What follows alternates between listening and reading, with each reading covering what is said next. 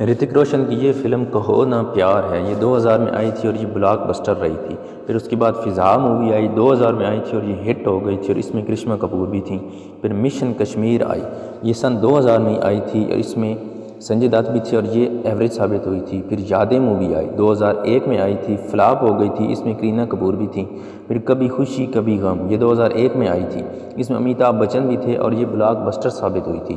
پھر آپ مجھے اچھے لگنے لگے، یہ 2002 میں آئی تھی لیکن فلاپ ہو گئی تھی، لوگوں کو اچھی نہ لگی۔ نہ تم جانو نہ ہم جانیں، یہ 2002 میں آئی تھی اور یہ ڈیزاسٹر ثابت ہوئی تھی۔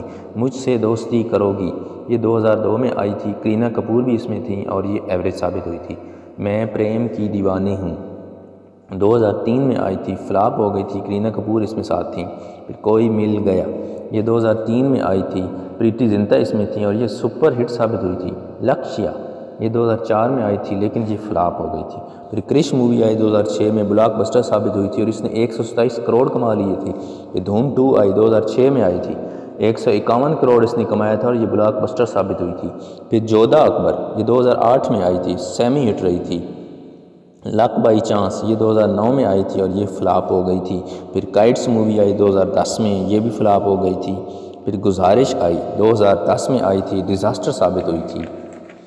پھر زندگی نہ ملے گی دوبارہ، یہ 2011 میں آئی تھی اور اس نے 153 کروڑ کمائے تھے اور یہ بلاک بسٹر ثابت ہوئی تھی۔ پھر اگنی پتھ آئی، سپر ہٹ رہی تھی، 2012 میں آئی تھی، اس میں سنجے دت بھی تھے۔ پھر کرش 3 مووی آئی 2013 میں آئی تھی، اس نے 374 کروڑ کمائے تھے اور یہ بلاک بسٹر ثابت ہوئی تھی۔ پھر بینگ بینگ آئی 2014 میں آئی تھی، اس نے پچھلے سارے ریکارڈ توڑ دیے تھے، 340 کروڑ کمائے تھے اور یہ سیمی ہٹ رہی تھی۔ موہن جودڑو، یہ 2016 میں آئی تھی اور یہ فلاپ ہو گئی تھی۔ پھر قابل مووی آئی 2017 میں آئی تھی اور یہ ہٹ ہو گئی تھی۔ سپر 30، یہ 2019 میں آئی تھی، اس نے بھی 210 کروڑ کمائے تھے اور یہ سپر ہٹ رہی تھی۔